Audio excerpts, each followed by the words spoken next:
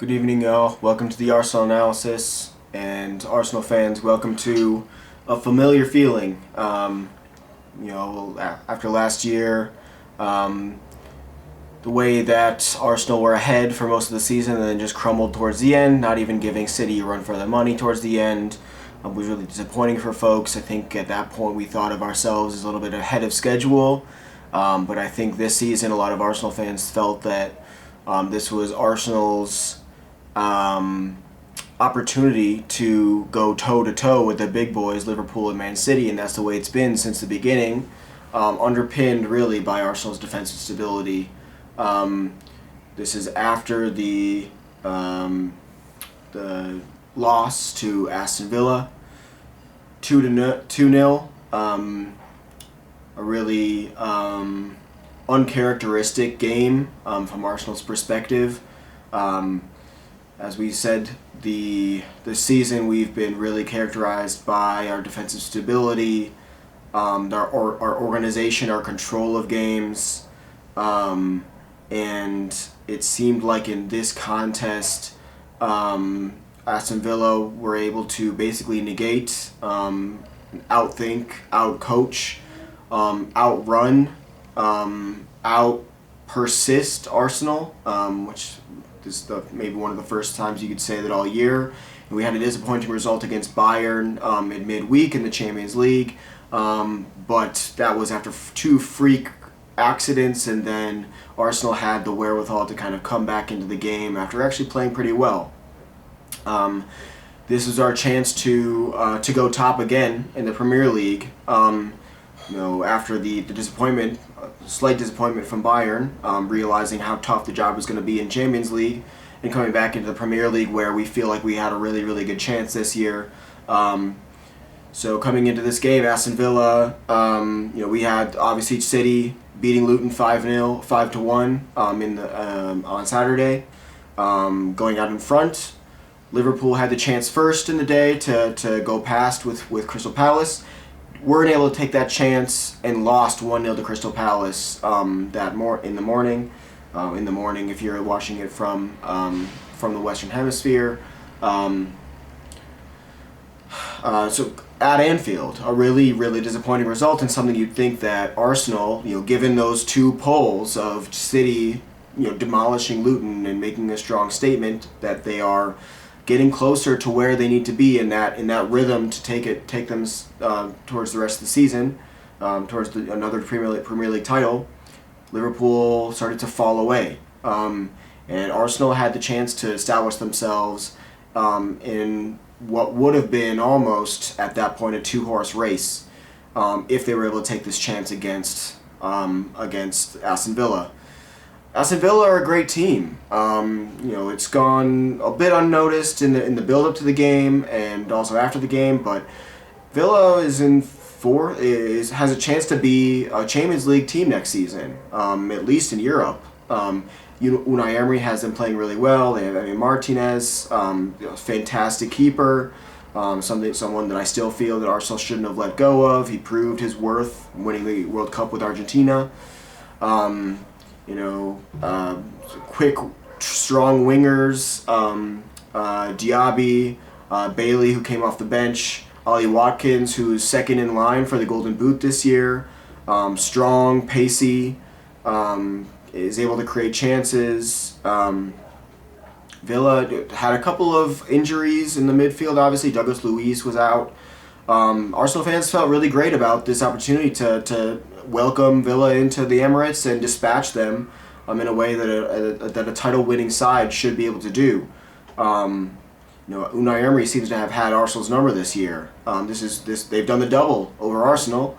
They beat us at Villa Park, and now they beat us at the Emirates this year. 6 points dropped in total to Villa this year, and if we don't win the title, 2 of those losses of our 5 so far, and 6 of those points could be the difference. We've taken 4 points off of Liverpool and off of City, but if we can't take 6 points off of Aston Villa, or at least 3, can you say a team deserves to win the title? So coming into this game, we had a couple of switches around, but we felt confident.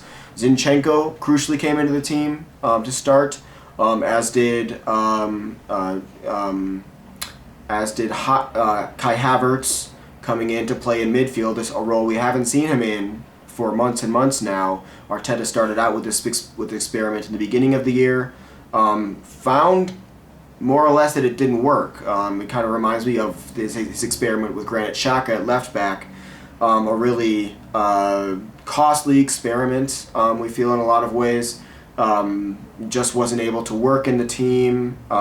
Did okay, but resulted in dropping points, resulted in silly mistakes, resulted in a team that was unbalanced and unable to carry forward the dominance that they had been displaying in other years, trying to make replacements where galaxy braining replacements where the more staid and reliable replacement is probably the better choice. We've been playing with Kivior at left back for a while. It didn't work at Bayern, obviously, but Kivior's success has come mostly in the league. And he's been playing more of a confident attacking role as he's grown into the team. So a bit of a surprise to see Zinchenko back at left back and with Havertz in the midfield. That meant that Havertz and Odegaard were basically double eights, where with Jesus up top, obviously, and that left Declan Rice basically to be the midfield controller and a main progressor of the ball, where Jorginho used to be that role for Arsenal in the last few during this kind of run where we've been pretty dominant. Jorginho had a big role in being a deep line progressor of the ball, with Declan Rice able to occupy spaces farther up the field, really helping in our press, really helping in our ball winning in the midfield. But Arteta tried to square that circle by having Zinchenko in there to do his midfield wanderer role, which did not work out so well in this game for a variety of reasons. The other change, Trossard coming in, he's been a super sub, he's scored goals, but he just cannot seem to put it together when he starts the game. It could have something to do with fitness. Early in the game, he made a really great run, sprint back to deny Watkins a chance in a similar way to the Watkins chance where he hit the post, where Trossard wasn't there later in the game. He was there earlier in the game. There was a bit of a miscommunication in the back, and Ollie Watkins found himself one-on-one with Gabriel, and Trossard was able to sprint back and take the ball off Watkins just as he was about to take a shot. So maybe that role, maybe Trossard tends to fade later in the game, and earlier in the game than we'd think. Both Martinelli and Trossard have shown some problems staying fit, staying in mentally and physically in the game as it's drawn on. So I think that's maybe something that's going on there with Trossard, why he's not able to put forward these performances, and maybe when he comes on as a super sub, he's going against fullbacks and defenders that have played at 60 minutes, and that allows him to display some dominance. So some changes in the team. Obviously, at every point, you feel this is a team that Arsenal can exploit and can win. And that was basically what was happening in the first half. A lot of reactions, how I was feeling during the first half. We felt like we were having the chances. We were having the better chances. Obviously, Watkins hit the post off of that freak accident, which had something to do with Zinchenko going walkabout in midfield, trying to get back into position at left back.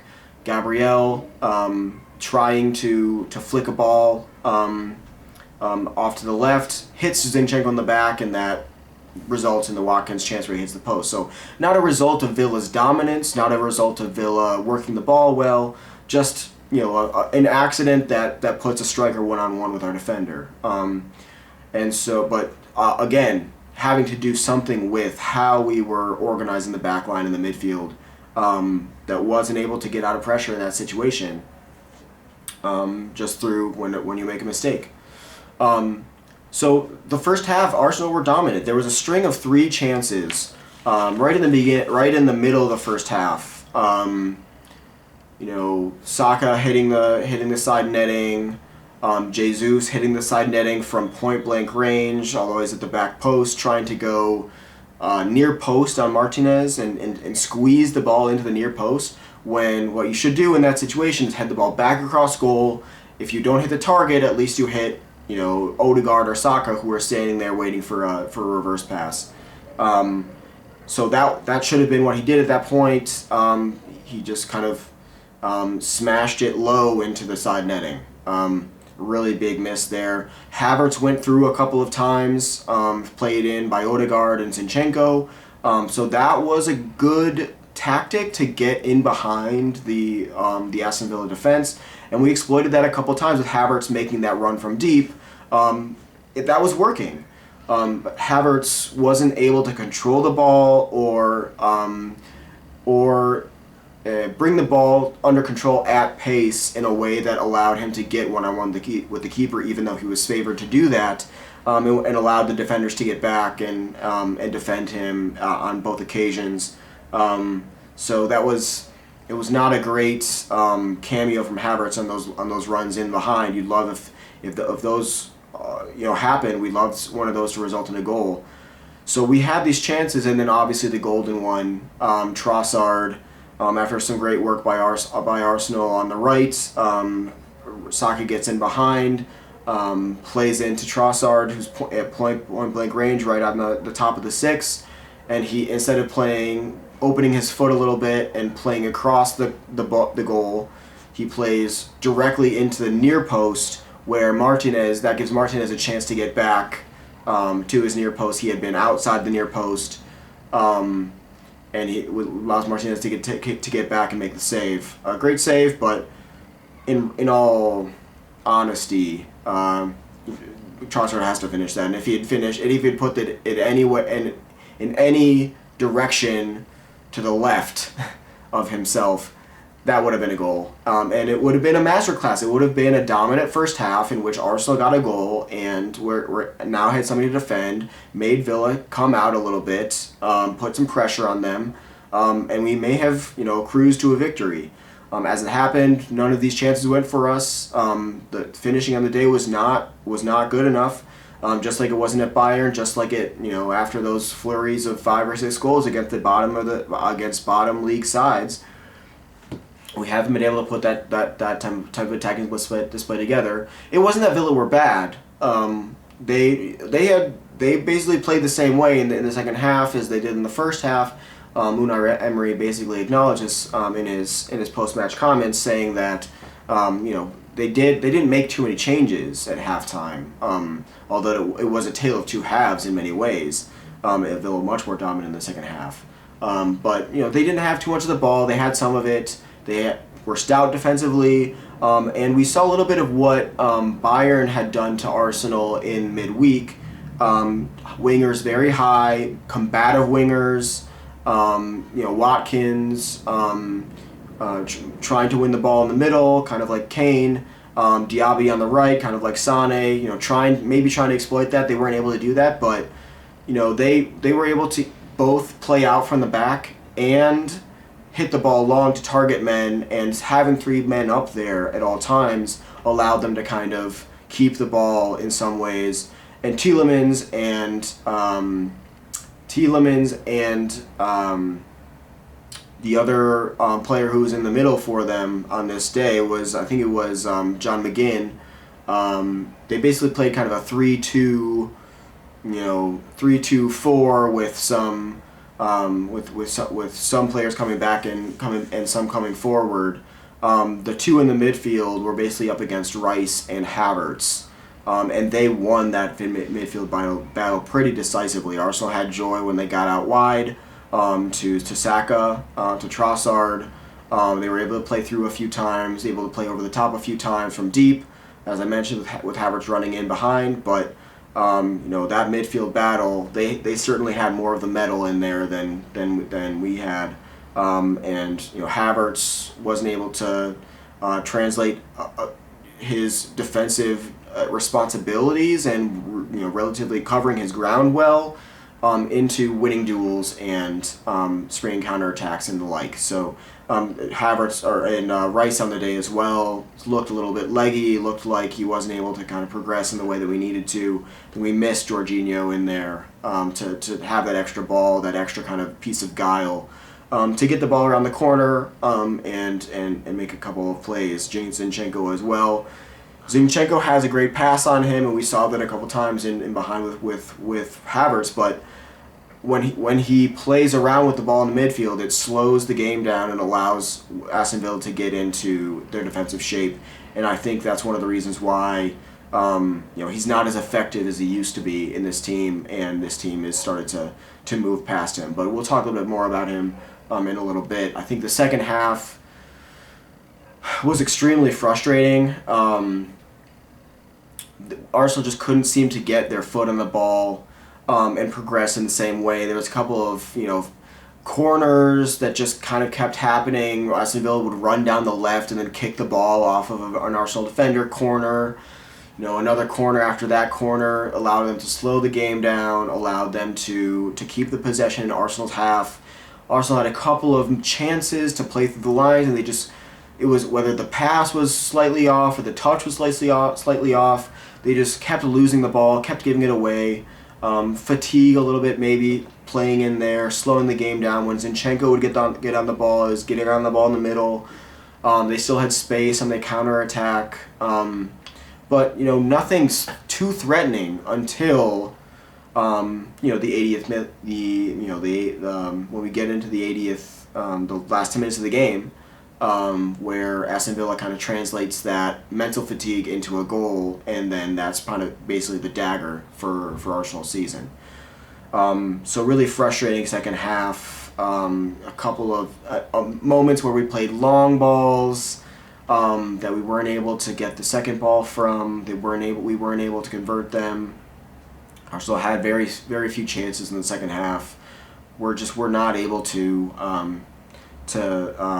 translate what they had done in the first half into the second half. Everything was very disjointed. A couple of offsides calls from the referee. I thought they were trying to get the referees, the side judges, to hold the flag when a player goes through.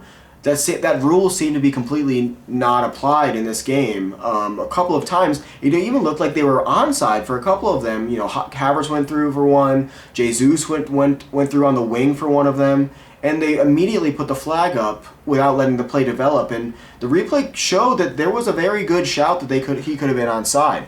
So, a couple of those things that just kind of take the air out of your attack.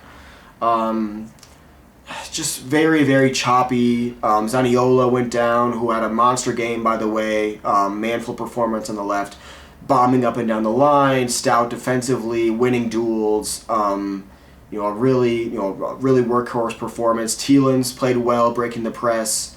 Douglas, their center back, I believe his name is Douglas Costa, huge guy.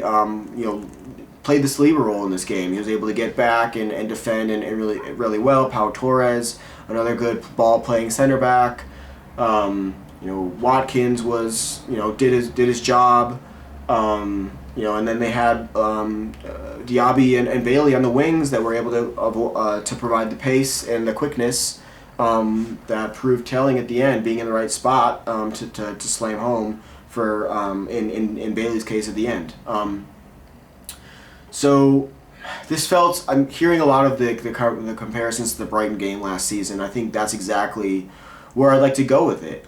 This was a performance that you just felt like Arsenal, we got frustrated that we couldn't make the breakthrough. Our heads went down a little bit. It was quiet. It was nervy. The second half, we weren't able to get any rhythm, and we never looked like we were going to get that rhythm back. And at that point, at a certain point in the second half, Aston Villa had 60 to 70% possession for large spells of the second half. We just could not get anything going in possession or even translating that possession into an attack. And Villa looked extremely comfortable, and at that point, Villa looked more likely to score.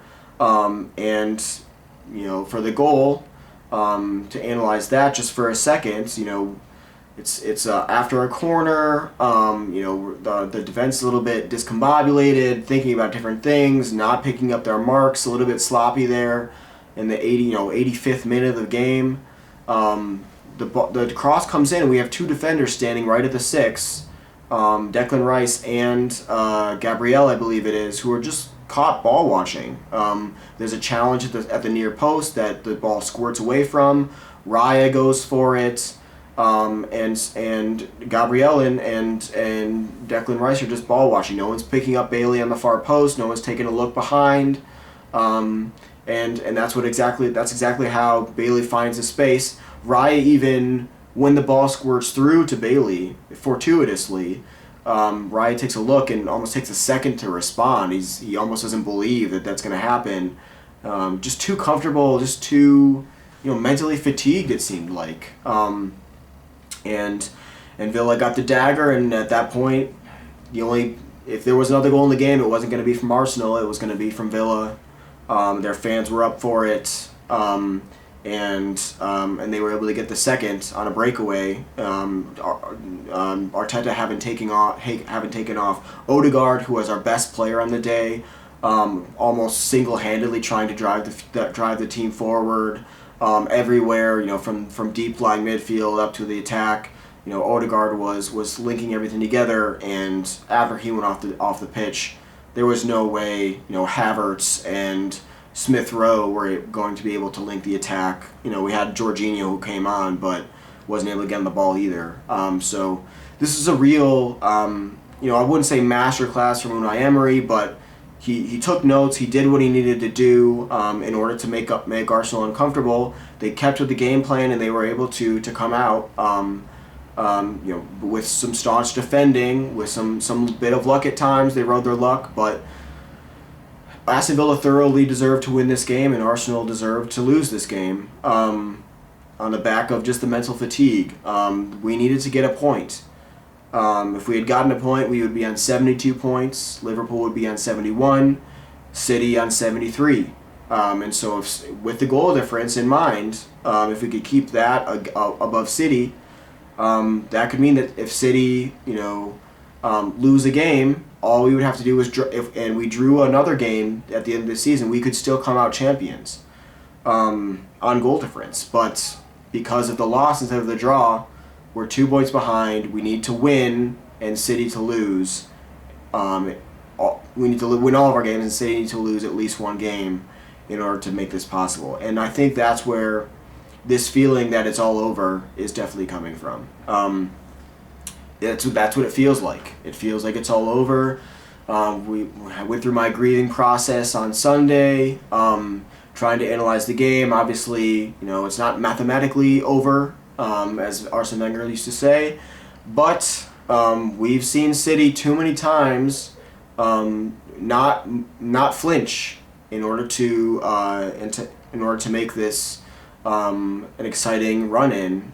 They will just not lose. They will not lose, and Arsenal may even, after this disappointing result, if we go out to Bayern on Wednesday, another disappointing result, 3 disappointing results in a row, making it a habit at that point. How can this team respond mentally? Fatigue is already in our muscles. Odegaard went out feeling something. What does that mean? Saka's feeling something. Tomiyasu can't get in the team. White had to come off for fatigue. Trossard, Martinelli don't look like themselves. Jesus, still getting up to form. Even Rice looked fatigued at some point. At some point in this game, does this team have the fortitude to bring this over the line to even make it a contest? At this point, you'd even fancy Liverpool with all the players that they have coming back to make more of a run at it than Arsenal. Everything just seems to be pointing down. All the arrows pointing down at this point, unless something miraculous happens and Arsenal find a way to gut this one out. The heads seem to have dropped after this game, which is a really worrying sign. It's one thing if you go all out and it just doesn't happen. 30 shots on target and it's just not going for you, but you dominated. Even though Aston Villa is a great team, as we said, it's probably a Champions League team next year. If they can pip Tottenham to the 4th spot, but if you want to win a title, you got to dispatch the 4th place team. It's as simple as that at home, and it's just really, really disappointing. And you don't see where Arsenal come out of this. Let's talk about Zinchenko for a little while. Zinchenko, as we said, it seems like this team, a lot of Arsenal fans are agreeing, has kind of started to move past him. Let's be clear about Zinchenko. Zinchenko is an attacking midfielder. He plays attacking midfield for Ukraine. He's played midfield his entire career. The only time he's played left back is playing left back for City, a team that dominates possession and rarely gives away chances. City got rid of Zinchenko, even though he was instrumental in one of their title charges, and even played a very key role in a couple of their late on games and in their title charge before he was signed by Arsenal.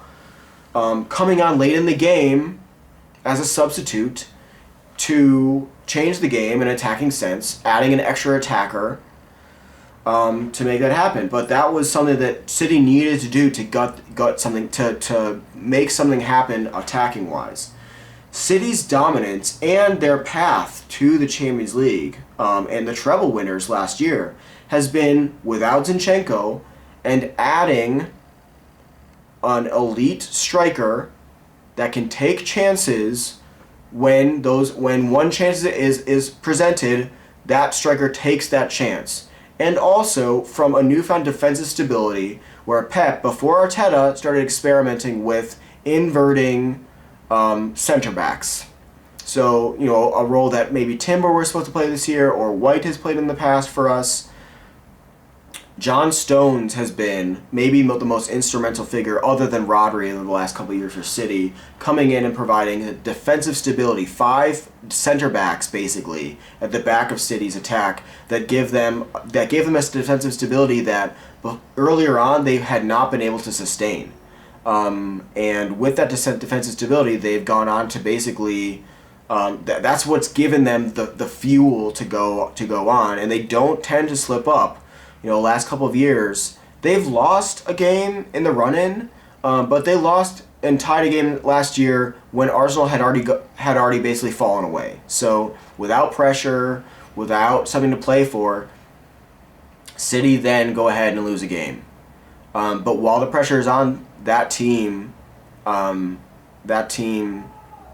completes their mission, and that has happened without Zinchenko because Zinchenko is a midfielder who is being forced into left back. He's not a left back that is able to play midfielder, and so if we're going to play Zinchenko as a midfielder, we have to recognize that he's not someone who can drop back into left back and provide stability.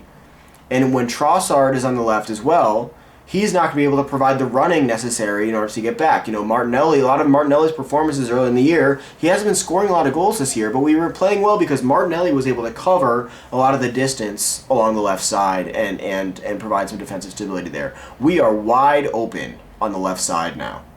And anyone who puts a pacey winger out there is able to exploit it. Almost Ezri Konsa almost exploited it at one point during the Villa game. So 1-2 around Zinchenko and they were in. He doesn't have the defensive instincts, and he's a liability in defense. He's running around, sometimes at right back. Sometimes at one point in the first half, he was playing Odegaard's position in the press, and that allowed them to switch the ball over to the right, and Gabriel had to run out there, and it stretched their defense because Zinchenko was on the right. And you can't play against a quality side like Villa doing that. They are going to exploit that, and they did exploit that. And then, so that's Zinchenko. Havertz in the middle. Arteta tried this, and this is as I mentioned before, this is something that he tried with Xhaka as well. He's had these different experiments with different players. He gets an idea that different players can play 2 positions at once, basically. And it can work if that player is elite at both things. But if the player is not elite at both things, we're talking about Zinchenko and Havertz here. Havertz is a workable option in midfield.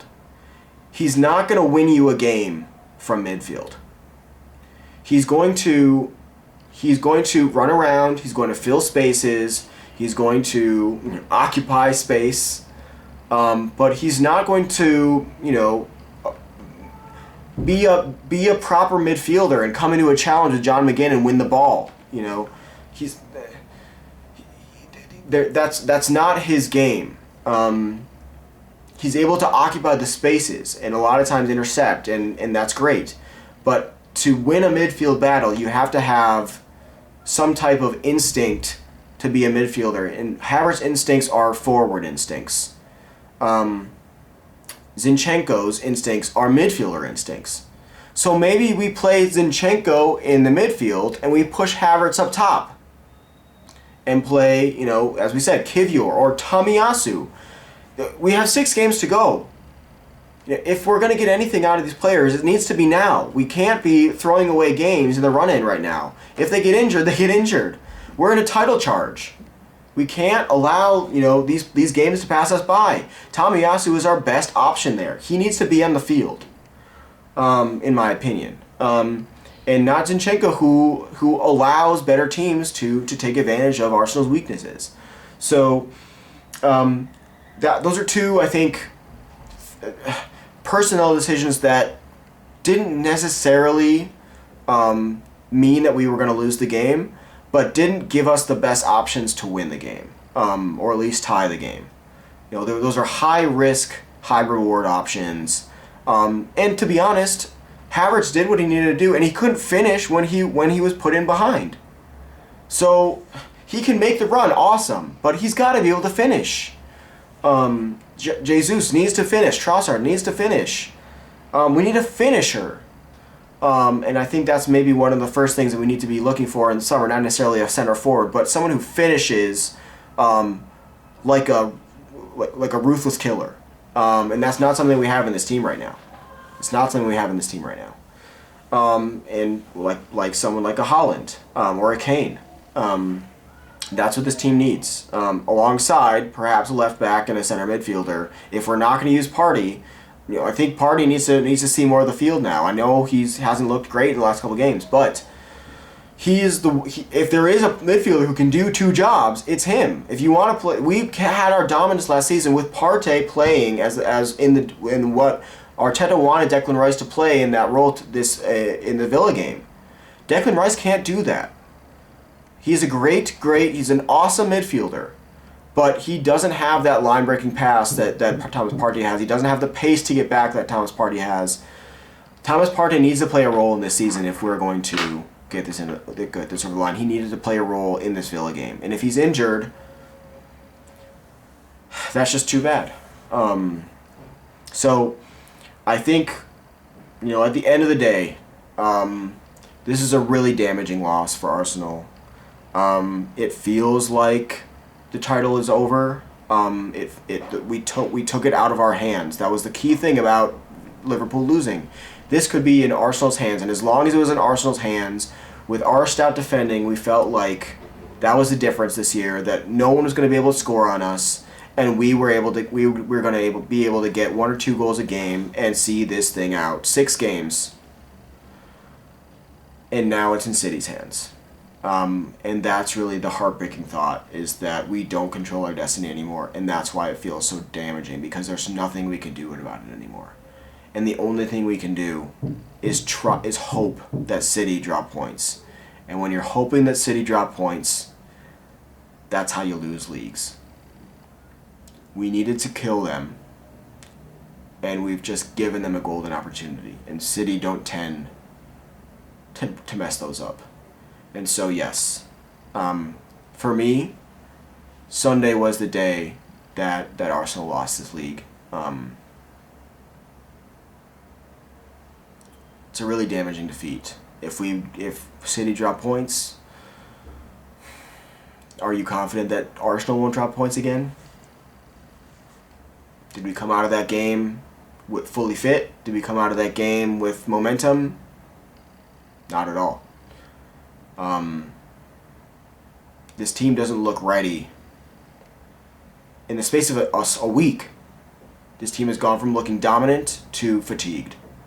And that's really, really worrying, more than maybe just the result. And so we just feel mentally and physically drained. And that's why I think, we don't see a path forward for ourselves anymore. Anything can happen, but that's not the ideal way to go into this run-in. The question that will start to be asked is, does this mean that the Arteta experiment has failed? I personally would give Arteta one more year.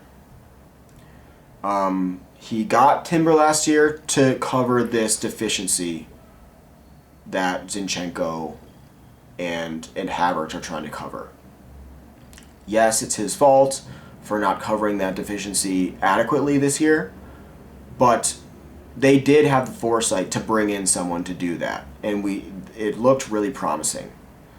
There are certain things that he was not able to control this season, and we are still right there at the top. We got through the quarterfinals of the Champions League. We've hit Bayern, and are in a bracket with Bayern, Real Madrid, and City. If you don't get through Bayern, Real Madrid or City, that's not a failure. Arsenal got farther than they have done for almost 20 years. And we are competing for leagues. We are there at the end of it. I would give Arteta one more year, if one more signing, one more chance to get this thing right. If you can't do it then, with City being 1 year older, betting in some new talents, they are going to go big this off season. So it's even harder to say that City's going to be worse next year. They'll probably be better, even better. But Arsenal also need to be better next year. And so if next year is a two-horse race, Arsenal need to be able to get this over the finish line. But I think you have to give him one more year. Changing managers now, unless it's some elite manager like a Zidane, an Ancelotti, someone like that can actually get this team over the finish line. Who else do you go with? I don't think there is anyone. And I think we need to keep... we need to trust for one more year. But it feels like we lost the league. Still could happen. But it's a dark day for Arsenal. Dark day for the 2023-2024 season. It's got us thinking about the summer. Bye for now.